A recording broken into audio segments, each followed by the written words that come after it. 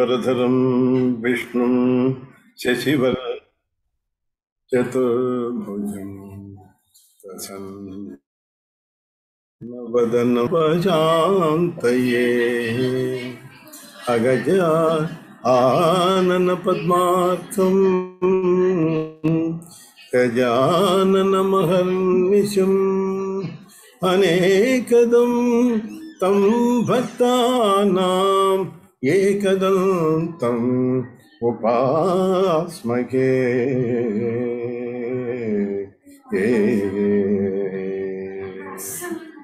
ఓం గజాననాయ నమః, ఓం వరసిద్ధి వినాయకాయ నమః, ఓం మంగళప్రదాతాయ నమః, ఓం పార్వతీ ప్రియ తనూజాయ నమః, ఓం శ్రీ రాధాయ నమః.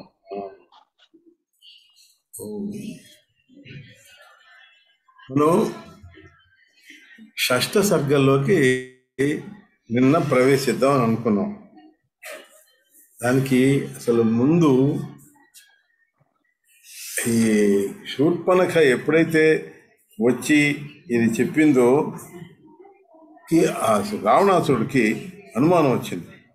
సాక్షాత్ రామస్య పురతః స్మస్థాతుం త్వం న క్షమః ప్రభో మాయయా మోహయిత్వా తు ప్రాప్స్యసే తం రఘూత్తమం. అది ఆ శూర్పణఖే చెప్తోంది, నువ్వు రాముడు ఎదుట ఆయన యొక్క ప్రతాపానికి ముందు నువ్వు నిలబడలేవు. శూర్పణఖ చెప్తోంది, నువ్వు నిలబడలేవు. అతన్ని నువ్వు మాయామోహితుణ్ణి చేసి మాత్రమే ఆ సీతను నువ్వు దక్కించుకోగలగాలి అని సలహా ఇచ్చింది. అది ఇవన్నీ సరే, ఇది ఆలోచించి ఈ రావణాసురుడు తన అంతఃపురంలోకి ప్రవేశించి ఆలోచించాడు, ఏమిటిది? ఏకేన రామేణ కథం మనుష్యమాత్రేణ నష్టః సబలః కరోమే. అక్కడు మనుష్యమాత్రుడు ఏకాకి అయినటువంటి రాముడి చేత ఈ ఇంత బల వీర్య దర్ప యుతుడైనటువంటి కరుడు, ఇంతమందితో సహాగా ఉన్న సేనా సమేతంతో ఉన్నటువంటి కరుడు ఎలా వధింపబడ్డాడయ్యా, ఏమిటి ఆశ్చర్యం అని తన మనసులో వితర్కించుకుంటున్నాడు అతను. అనుకొని అప్పుడు అనుకున్నాడు, లేకపోతే ఏమిటిది, కాకపోతే ఈ రాముడు మనుషుడు కాడా, మానవుడు కాడా? యద్వాన రామో మనుజ పరేశో, పరమాత్ముడా నన్ను మాం హంతు కామః సబలం బలౌఘౌ, నా యొక్క సేనా సమేతంతో ఉన్నటువంటి నన్ను చంపడానికి కోసం ఏమిటి ఒకప్పుడు సంప్రార్థితోయం ద్రుహిణేన పూర్వం, ఒకప్పుడు బ్రహ్మదేవుడు ఆ మహావిష్ణువుని ప్రార్థించాడు, ఏమని? నువ్వు మనుష్య రూపంలో వచ్చి రావణుని చంపవయ్యా అని, వధించవయ్యా అని. ఆ వాడేనా, ఆ మనుష్యుడేనా? మనుష్య రూపో ఆద్య రఘో కులే భూత్, ఈ రఘుకులంలో జన్మించాడా అతను, ఈ రాముడు? అతనేనా ఈ రాముడు? అంటే ఆ పరమాత్ముడేనా? నా కోసం, నన్ను చంపడానికి కోసమే పుట్టాడా ఆయన?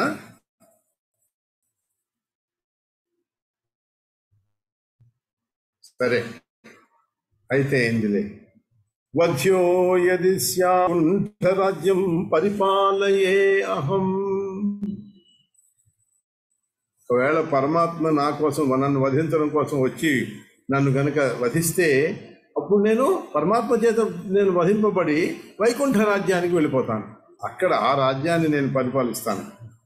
పోనీ నోచే ఇదం, వాళ్ళు అలా కాక నేనే గెలిచాను అనుకో, రాక్షస రాజ్యం ఇదే ఏవ భోక్షే చిరం, ఈ రాక్షస రాజ్యాన్ని మొత్తం నేనే అనుభవిస్తాను. నేనే మొత్తం దీన్ని అనుభవించి చిరకాలం చిరం రామమతో బ్రజామి. కాబట్టి అలా అనుభవిస్తాను. కాబట్టి రాముడి దగ్గరికి నేను వెళ్ళాలి. నేను రాముడి దగ్గరికి వెళితేనే రాముడు నన్ను చంపడం కానీ, నేను రాముడిని చంపడం కానీ జరుగుతుంది. నేను ఇక్కడ కూర్చుంటే ఆయన రాముడు అక్కడ ఉంటే ఎలా జరుగుతుంది? కాబట్టి నేను రాముడి దగ్గరికి వెళ్ళాలి. ఇత్థం విచింత్యాఖిల రాక్షసేంద్రో, ఇలా ఆలోచించి రామం విదిత్వా పరమేశ్వరం హరిం, రాముడు తప్పనిసరిగా శ్రీహరే పరమేశ్వరుడే ఆయన అని తనకి మనసులో గట్టి నమ్మకం వచ్చేసింది. వచ్చి ఏమనుకున్నాడు, విరోధ బుద్ధేవ హరిం ప్రయామి ధృతం. చూడండి, విరోధంతో ఉంటే రాముడు నా దగ్గరికి వచ్చేస్తాడు, కాబట్టి నేను యుద్ధం అతని చేతిలో నేను చచ్చిపోయి తొందరగా ఆయన దగ్గరికి వెళ్ళిపోతాను. ఆ వైకుంఠవాసుడైనటువంటి ఆ శ్రీహరి దగ్గరికి నేను వెళ్ళాలంటే నేను ఇలా ఇక్కడ కూర్చొని భజన చేసుకుంటూ కూర్చుంటే అవదు. నేను భక్తితోటి ఆహా భగవాన్ ఓహో భగవాన్ అని ఇలా అనుకుంటూ ఉంటే ఎంతకాలమైనా సరే నేను ఇలాగే ఉంటాను. భగవంతుడు నన్ను తన దగ్గరికి తీసుకువెళ్ళాడు. విరోధంతో అయితే నేను తప్పనిసరిగా తొందరగా నేను వెళ్ళిపోతాను ఆయన దగ్గరికి అని అట్లా ఆలోచించాడు ప్రసన్నుడు. ఆ రావణుడు ఎంత అతని ఆలోచనలో ఎంత లాజిక్ ఉన్నదో.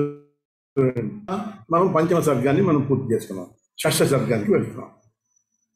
విచింత్యైవం నిశాయాం సప్రభాతే రథమాస్థితః రావణో మనసా కార్యం ఏకం నిశ్చిత్య బుద్ధిమాన్. పొద్దున ఇది రాత్రి అంతా ఇదంతా ఆలోచిస్తూ ఉన్నాడు కదా. ఆలోచించి ప్రాతకాలం కాగానే ఈ ఎంత బుద్ధిమంతుడు కాకపోతే అట్లా ఆలోచించగలిగాడు. కాబట్టి బుద్ధిమంతుడైనటువంటి రావణుడు ఈ విధంగా ఆలోచించి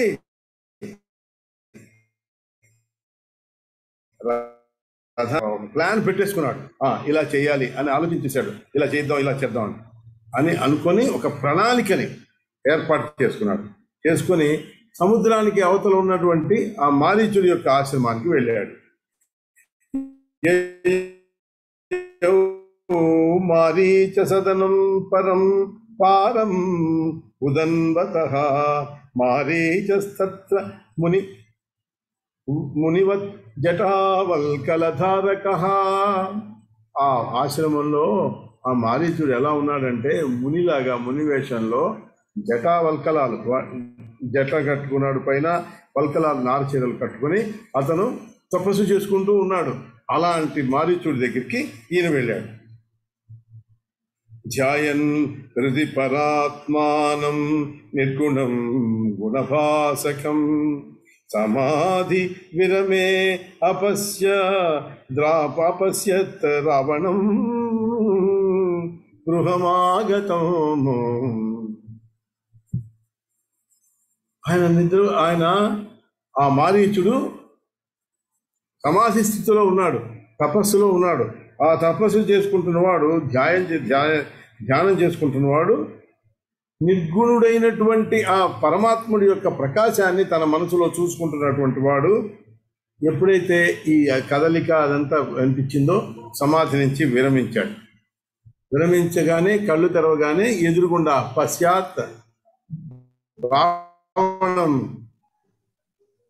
అపశ్యాత్ రావణం గృహం ఆగతం. తన ఇంటికి వచ్చినటువంటి రావణుణ్ణి చూశాడు. చూసి ధృతముత్థాయ చ ఆలింగ్య పూజయిత్వా యథావిధి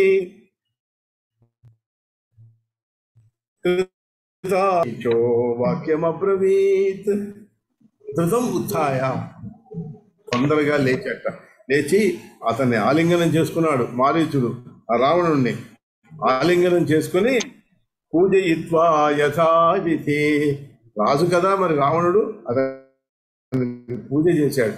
పూజ చేసి యథావిధిగా పూజ చేసి కృత ఆతిథ్యాన్నిచ్చి సుఖాసీనునిగా చేసి మారీచుడు వాక్యం అబ్రవీత్ అంటున్నాడు. ఏమిటయ్యా సమాగమనం రథే, ఏమిటిది ఇంత హడావిడిగా నువ్వు రథంలో ఒక్కడివే వచ్చావేమిటి?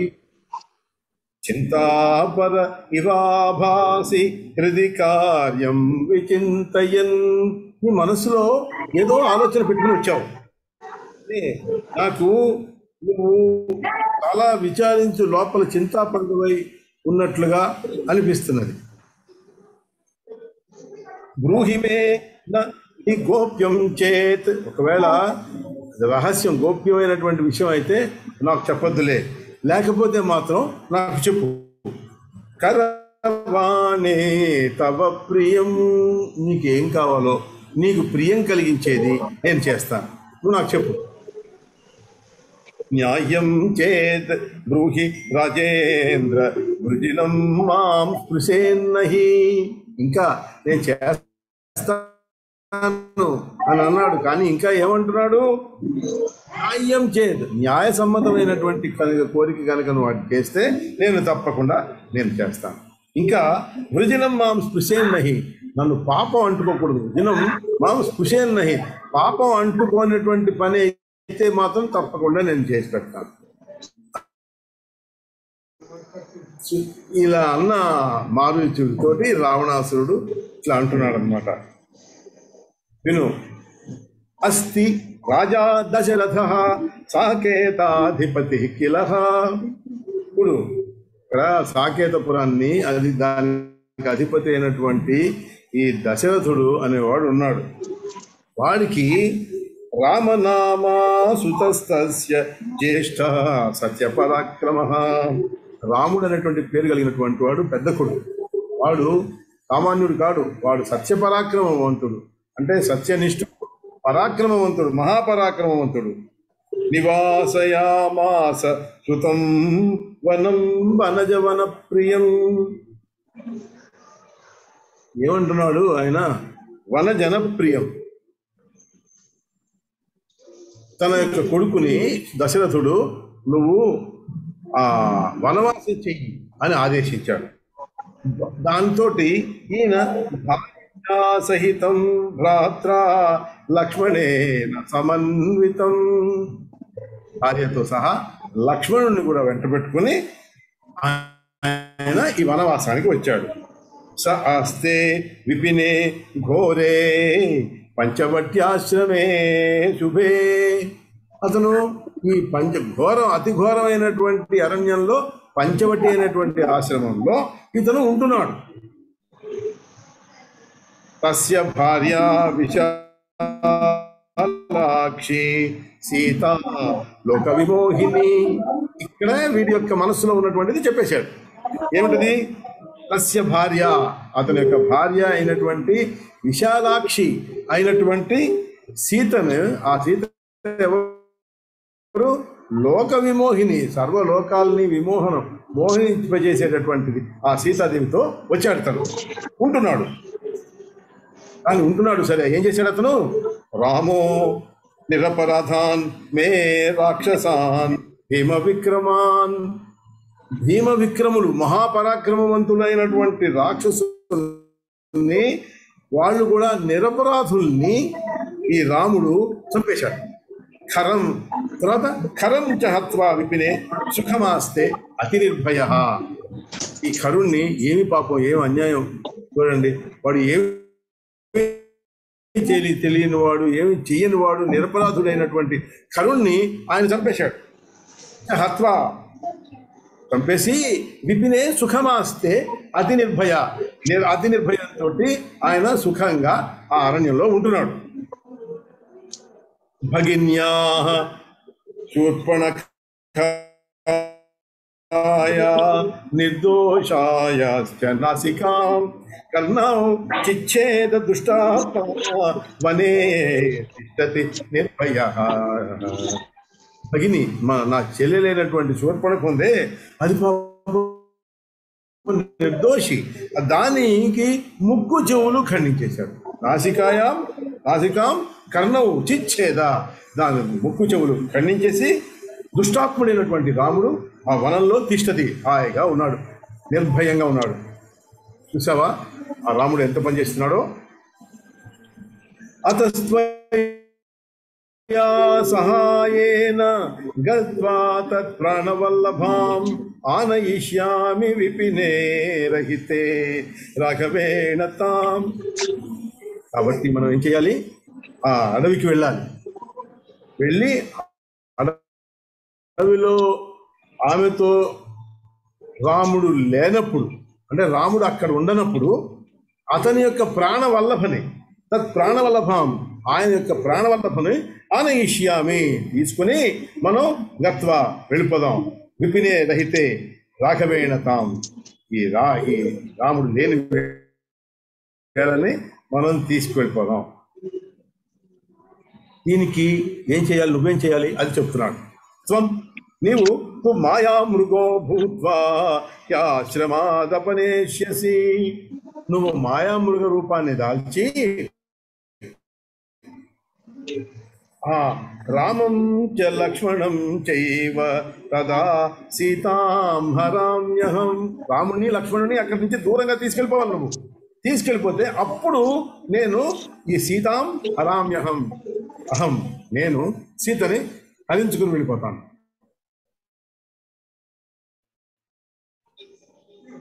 నువ్వు ఇంత మాత్రం సహాయం నాకు చేసి పెట్టాలి. ఇత్యేవం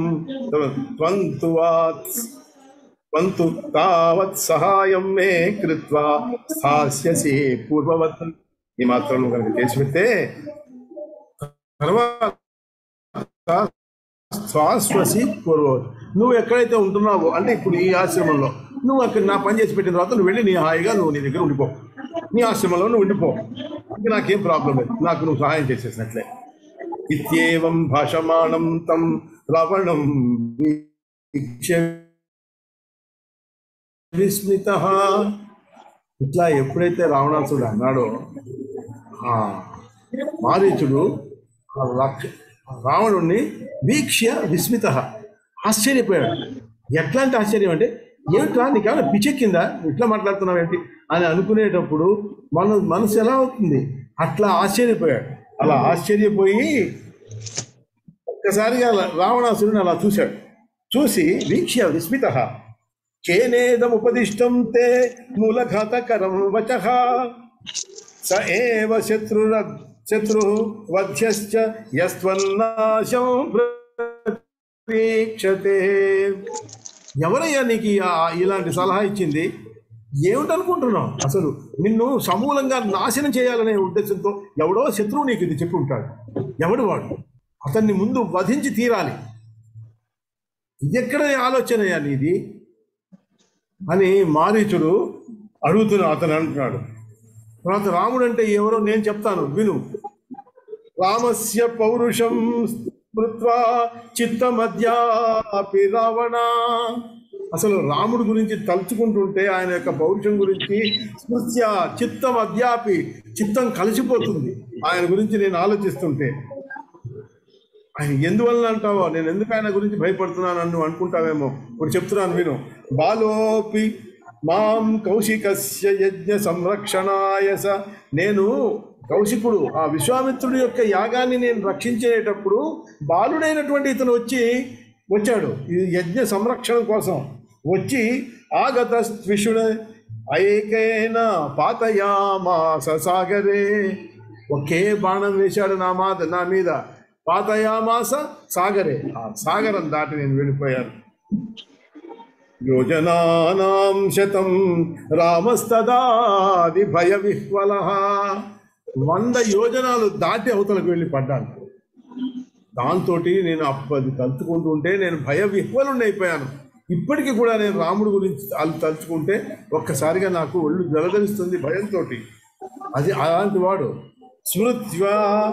స్మృత్యా తదేవాహం రామం పశ్యామి సర్వతః, ఎప్పుడైతే దాని గురించి ఒకసారి గుర్తొస్తే ఎక్కడ చూసినా నాకు రాముడే కనిపిస్తున్నాడు. పశ్యామి సర్వతః, ఎక్కడైనా సరే ఆయనే కనిపిస్తున్నాడు. ఇది ఇలా ఉండని, ఇది అప్పటి సంగతి. తర్వాత ఏమైంది, దండకేపి పునరప్యహం, తర్వాత దండకారణ్యంలో వనే పూర్వవైరం అనుచింతయన్, కొన్నాళ్ళు అయిపోయిన తర్వాత రాముడి మీద ఉన్నటువంటి పూర్వ వైరం ఉంది కదా, ఆయన నన్ను అప్పుడు కొట్టాడే, నా తల్లిని చంపేశాడే, నా తమ్ముడిని చంపేశాడే, ఇట్లాంటి వైరం ఈ మారీచుడి మనసులోంచి పోల పూర్తిగా ఆ అవైరభావం. దాంతో ఏం చేశాడు, ఇక్కడ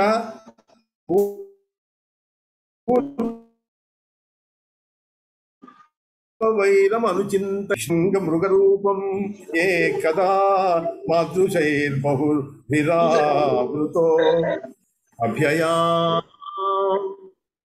తీక్ష్ణమైనటువంటి శృంగాలు అంటే బాగా కొమ్ములు మహా తీక్ష్ణంగా పొడుచుకొని వచ్చినటువంటివి, చాలా తీక్ష్ణంగా ఉన్నటువంటి వాడిగా ఉండేటటువంటి కొమ్ములు కలిగినటువంటి మృగరూపాన్ని ధరించి నేను నా తోటి వాళ్ళతో ఈ దండకారణ్యంలోకి వెళ్ళాను. ఇతని మీద పగ తీర్చుకుందామని అక్కడ వెళ్ళేటప్పటికీ రాఘవం జనకజా సమన్వితం, ఈ రాఘవుడు జనకజా సమన్వితం, సీతా సమన్వితుడయ్యి లక్ష్మణేన సహితం వరాన్విత, లక్ష్మణుడితో సహా అక్కడే ఉన్నాడు. ఆయన ఉండి అలా లక్ష్మణుడు ఆయన వెంట అనుసరిస్తుంటే ఈ రాముడిని చంపాలని నేను ఉద్యమించాను. ఎట్లయినా సరే కోపంతో నన్ను ఎప్పుడైతే నేను త్వరగా అతని దగ్గరికి వెళ్ళగానే, ఈ మృగ రూపంలో వెళ్ళగానే, మృగం అంటే ఈ మాయా మృగం ఇది కాదు, హరిణం కాదు, ఒక భయంకరమైనటువంటి ఒక మృగం, ఒక కొమ్ములు కలిగి అంటే ఖడ్గ మృగం లాంటిది, ఒక శరభం లాంటి అలాంటి మృగ రూపంలో ఇతన్ని భయపెట్టడానికి ఎప్పుడైతే నేను ముందుకు వెళ్ళానో ఆగతో అహం అస హంతుముద్యతో, ఎట్లాగైనా సరే నేను అతన్ని హంతుముద్యతో చంపేద్దామనేటువంటి ఉద్దేశంతో నేను ముందుకు వెళ్తే ఆయన ఏం చేశాడు, మాం విలోక్య నన్ను చూశాడు, చూసి శరమేకం అక్షిపత్, ఒక బాణం వేశాట నా మీద. ఎప్పుడైతే నేను రాముడిని చంపడానికని నేను వెళ్ళానో ముందుకి, ఆయన నన్ను చూసి ఒక బాణం వేశాడు నా మీదకి. ఆ వేసేటప్పటికి తేన విద్ధ హృదయో అహముద్భ్రమం రాక్షసేంద్ర పతితో అస్మి సాగరే, ఆ బాణపు దెబ్బకి ఆ సముద్రంలో పడిపోయాను ఒక్కసారిగా. రాక్షసేంద్ర, ఓ రావణాసురుడా విను, నేను ఆ బాణం దెబ్బకి ఒక్కసారిగా సముద్రంలోకి వెళ్ళి పడ్డానయ్యా. ఎక్కడ సముద్రం, ఎక్కడ దండకారణ్యం, ఇక్కడి నుంచి కొడితే నేను అక్కడికి వెళ్ళి పడ్డాను. తత్ప్రభృత్య అహం ఇదం సమాశయ, అప్పటి నుంచి ఆ తత్ప్రభృత్య అహం ఇదం సమాశ్రిత స్థానమూర్జితం ఇదం భయార్జిత, ఒక్కసారిగా నేను విపరీతమైనటువంటి భయంతో ఎగిరిపోయి అక్కడి నుంచి ఈ స్థానం ఉందే, ఇప్పుడు నేను ఎక్కడున్నాను అక్కడికి వచ్చి నేను దాక్కుండిపోయి ఇంకా భగవంతుడైనటువంటి ఆ శ్రీరామచంద్రుడినే మనసులో ధ్యానించుకుంటూ ఉండిపోయాను. స్థానం ఊర్జితం, ఇక్కడే ఉండిపోయి ఇదం ఈ స్థానంలో భయంతో ఉండిపోయి అలా నేను ఉండిపోయాను. అలా ఉండటం, ఆ భయం వల్ల నాకు ఎలా ఉంది తెలుసా, మారీచుడు ఆ రావణాసుడికి చెప్తున్నాడు ఇవన్నీ. నాకు ఎలా ఉంది తెలుసా, వాడు రాముడు, ఆ రాముడు అనే పదానికి దేంతో మొదలవుతుంది, రా అనే అక్షరంతో మొదలవుతుంది. ఆ రా అనే అక్షరంతో అంటే ఈ రా అనే అక్షరం అంటేనే భయం వేసేసింది నాకు. అంటే రాజు, రత్నం, రమణి, రథం, అసలు రా అనే పదంతో అక్షరంతో ఏది మొదలైతే చాలు అవన్నీ అన్నా కూడా నాకు భయం వేసేసింది. అంత భయపెట్టాడు ఆ శ్రీరామచంద్రుడు నన్ను. కాబట్టి అప్పటి నుంచి ఇది లాభం లేదు ఆయన, ఇంకా నేను ఆ రాముడిని నేను తలుచుకుని ధ్యానించుకుంటూ ఉంటానని ఈ ఆశ్రమంలో నేను ఇలా ఉన్నాను అని చెప్పి,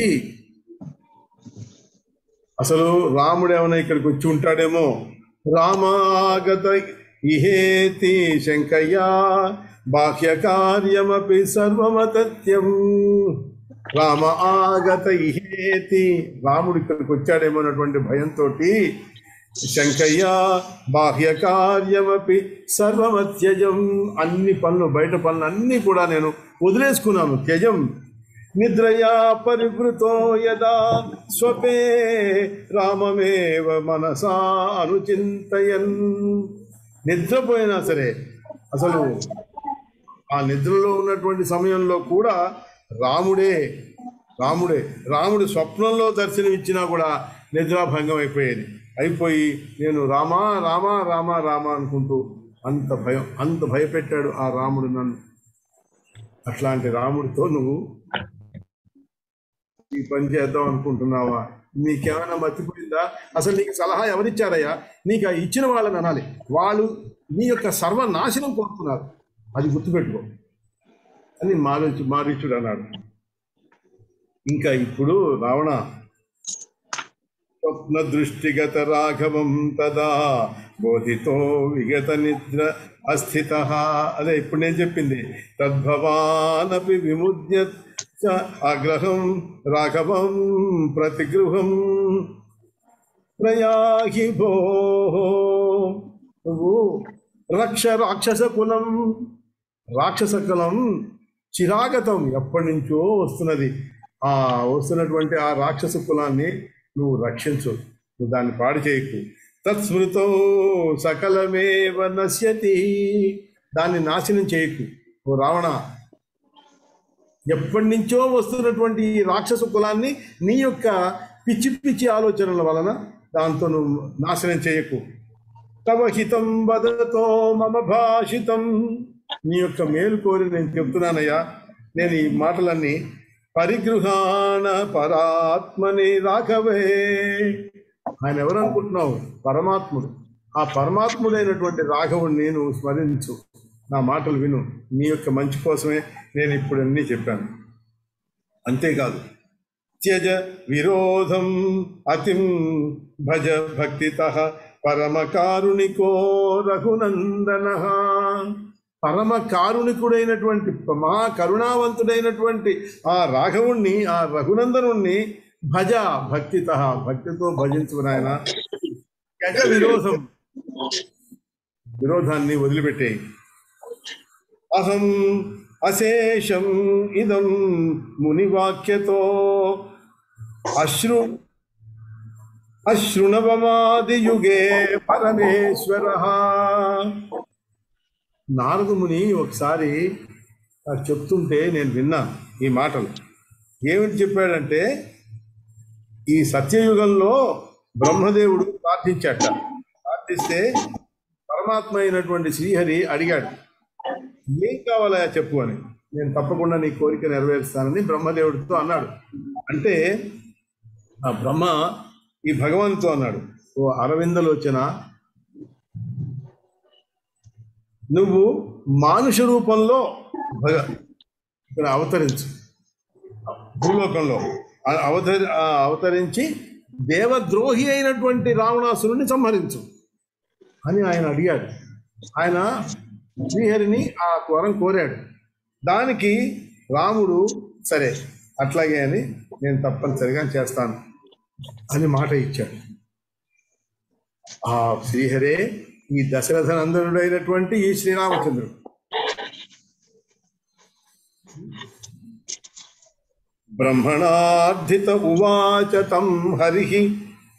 నారదుడు చెప్పిన మాటలే చెప్తున్నాడు. బ్రహ్మణార్థిత ఉవాచ తం హరి కిం తవేప్సితమహం కరవాణి తత్. నువ్వేం అడుగుతావో అడుగు, నేను చేస్తాను అని శ్రీహరి బ్రహ్మదేవుతో చెప్తున్నాడు. బ్రహ్మణోక్తం అరవిందలోచన త్వం ప్రయాహి భువి మానుషం వపు. నువ్వు మనుష్య శరీరంతో నువ్వు ఈ భూమిలోకి నువ్వు అవతరించి దశరథాత్మజ భావమంజస, దశరథాత్మజుడుగా పుట్టి జహి రిపుం దశకంధరం హరే. ఈ శత్రువు అయినటువంటి దశకంధరుడు అంటే 10 తలలు కలిగినటువంటి వాడు అయినటువంటి రావణుణ్ణి నువ్వు సంహరించు. దానికి ఈయన మళ్ళీ పుట్టి అతో న మానుషో రామ సాక్షాత్ నారాయణో అవ్యయ. ఆ రాముడు ఎవరనుకున్నావు? సాక్షాత్తు అవ్యయుడైనటువంటి శ్రీమన్నారాయణమూర్తి. మాయామానుష వేషేణ వనం యాతో అతి నిర్భయ. కాబట్టే మాయామానుష వేషంలో ఈ వనంలో అతి నిర్భయంగా ఉన్నాడు. ఎవరు ఆయన? పరమాత్ముడు. ఆయన భూభారహరణార్థాయ గచ్చ తాత గృహం సుఖం శ్రుత్వా మారీచ వచనం రావణ ప్రత్యభాషత. భూభారాన్ని హరించడం కోసం ఆయన పుట్టాడు కాబట్టి నువ్వు వెళ్ళు, చక్కగా నీ ఇంట్లో నువ్వు చక్కగా ఉండు అని చెప్పగానే ఈ మారీచుడు ఈ మాటలు చెప్పిన తర్వాత రావణుడు ప్రత్యభాషత, మళ్ళీ ప్రతివచనం చెప్తున్నాడు. ఇక్కడ మనం ఈ ఆధ్యాత్మ రామాయణంలో చాలా విశేషాలు ఉన్నాయి. అంటే ఈ